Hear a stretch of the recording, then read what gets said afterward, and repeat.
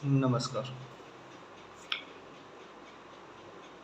Video बनाने का उद्देश्य हमारा ये है कि इस भाग-दौड़ की ज़िंदगी में आज हम जो ज़िंदगी जी रहे हैं, रिश्तों में, अपनों में, दोस्तों में और तमाम भी ऐसे कई रिश्ते हैं जिनका मैं ऐसे सोशल पे खुलेआम नाम नहीं लूँगा।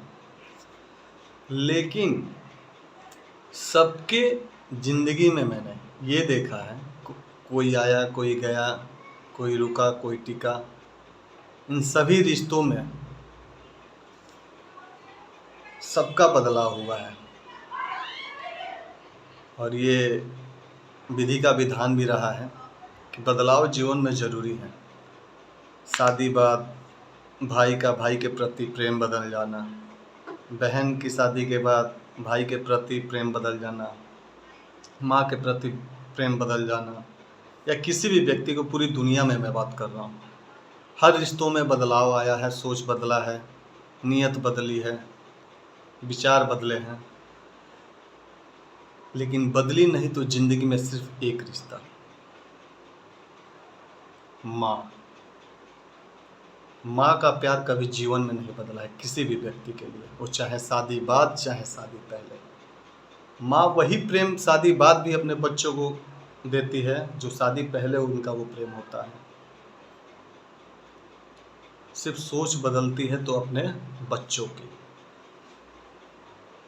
क्योंकि शादी बाद मैंने तमाम ये हर मुद्दों की बात है, यहाँ ये नहीं कि हमारी आपकी, हर किसी के घरों में मैंने देखा है कि शादी पहले हर एक घर का चलनसार या करता धरता माता पिता होते हैं। क्या घटा, क्या बढ़ा, क्या लाया जाए, कैसे किसको खुश रखा जाए, चाहे बेटा हो, बेटी हो, बहन हो, भाई हो, पति हो। माँ हर रिश्ते को सहयोग के चलती है, पूरे घर को बांध के चलती है। तो यूँ समझिए कि जब तक तो आप बेरोजगार हैं तो अपने माता पिता के कथनानुसार चलते हैं,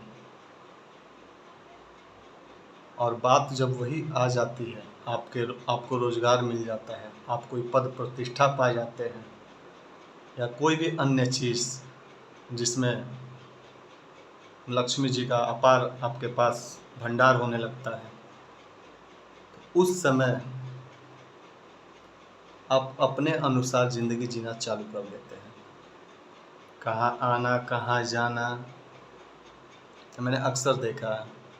इस बदलती दुनिया में मैंने बहुतों को देखा है। मैं अपनी बात बता रहा हूँ। मैं महीने का 8,000 ही कमाता हूँ, लेकिन वो 8,000 मैं जाकर अपने माँ को देता हूँ। अभी कुछ ही दिनों में हमारी भी शादी हो जाएगी, 1 डेढ़ महीने बाद। तो मैंने बहुतों को देखा है कि इतने पैसे में क्या कर लोगे, इतने पैसों में कुछ नहीं हो पाएगा, आगे का भविष्य नहीं हो पाएगा या आगे का कुछ कर नहीं पाओगे। तो ऐसी बात नहीं है कि कोई भी व्यक्ति, कोई भी इंसान अपने बारे में नहीं सोचता। मैं भी सोचता हूँ कि जीवन में मैं भी कुछ ऐसा करूँ जिससे आने वाली पीढ़ियाँ हमारी खुशी से जीवन बिताए। और दौड़ हम लोगों ने देखा है कि जब 2 रोटी 4 रोटी होती थी तो पूरे परिवार में एक-एक रोटियाँ बाँटकर खाई जाती थी। तो गरीबी भी झेली है, मध्यम वर्ग में भी अभी हम लोग चल रहे हैं। अमीरी तो नहीं कहेंगे, ये मध्यम वर्ग ही बोला जाएगा। तो उस गरीबी से उठकर मध्यम वर्ग में आने की जो श्रृंखला रही है हमारी या हमारे परिवार की, तो हमने जीवन में यही देखा है अपने माँ के संघर्षों को। थोड़ा ही सही अपने बच्चों को, थोड़ा ही कमाई या थोड़ा भी कुछ की, लेकिन अपने बच्चों को ये नहीं कि एक ही बच्चे को, चाहे 1 बहन 3 भाई हम लोग हैं, इन 1 बहन 3 भाइयों में सबको अच्छे से पढ़ाई, अच्छे से लिखाई, और मेरे हिसाब से तो जो बनता था किसी चीज़ की कमी नहीं होने दी हम लोगों के लिए। तो क्यों ना हम और आप जब बड़े हो जाते हैं तो उन माँ के आशाओं को ना कुचल कर, बल्कि उनके अरमानों को और उनके सपनों को पूरा करने का सोचें। सपना पूरा करने का मतलब ये नहीं कि गाड़ी बंगला मकान खूब पैसा कमा दो तो आप पे माँ खुश हो जाएगी। आप कितने भी बड़े आदमी बन जाओ, कितने भी बड़े आदमी, माँ तो खुश रहेगी, लेकिन सबसे ज़्यादा माँ तब खुश होगी जब आप अपने कमाई से माँ के लिए अगर एक साड़ी खरीद देते हो या फिर प्रेम भरी बातें करके उनसे उनका हाल चाल ले लेते हो। तो इतना सा शब्द एक माँ के लिए पूरा खुशियों का अपार, या यूँ कहो कि समुंदर, मतलब जो खुशी वो फील करती है, मैंने दुनिया में किसी चीज़ को नहीं देखा इतना खुशी फील करते हुए। तो मेन उद्देश्य यही है कि आप जहाँ भी हैं, जैसे भी हैं, दूर है, नज़दीक है या माँ के पास है, माँ से यार हाथ जोड़ के विनती है, एक बार सच्चे दिल से प्यार से बात करके उनके पीड़ा को समझने की कोशिश कीजिए। उनसे ऐसे फ्रेंडली होइए कि वो आपसे हर अपने दर्द को बयां कर सके। वो कहावत कहा गया कि जिस घर में माँ हंसती नहीं है ना, उस घर में कोई हस्ती नहीं बन पाती है। ये सच्चाई है। खूब धन कमा लो, जिस घर में माँ नहीं हंसेगी ना, वो घर कभी जीवन में उन्नति नहीं कर सकता। ये सब मैंने देखा है, अगल बगल आस पास पड़ोस, जिन लोगों ने अपने माँ को कुलकाया है या उनको वैसी पीड़ा दे दी है, जिससे माँ तो कभी अपने बेटा बुरा हो या अच्छा हो कभी बद्दुआ नहीं देती है, लेकिन मुंह से तो बद्दुआ नहीं देगी, लेकिन जो आत्मा उसका फील करता है कि हाँ हमने पढ़ाया लिखाया पाला पोसा और आज हमारी एक ना सुनकर हम उसके छोटे पर तो हमारी माता या बाप पिता हो कोई भी हो, 1000 बार भी अगर क्वेश्चन करते थे तो 1000 बार बोलने का उनके अंदर साहस होता था।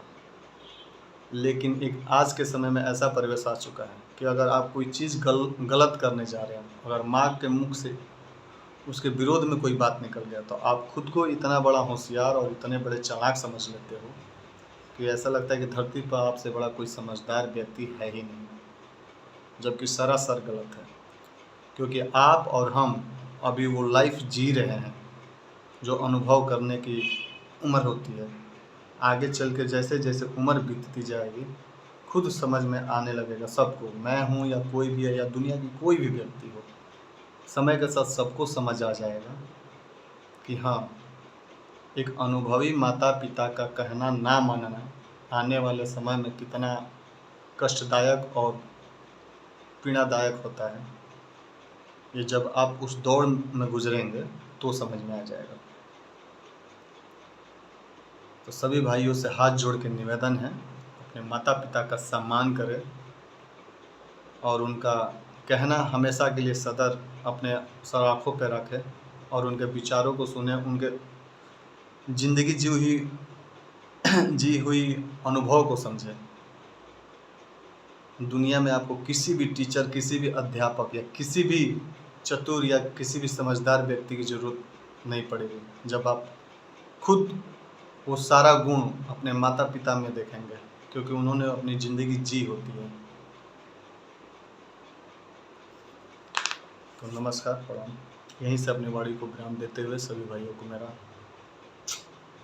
चरण स्पर्श।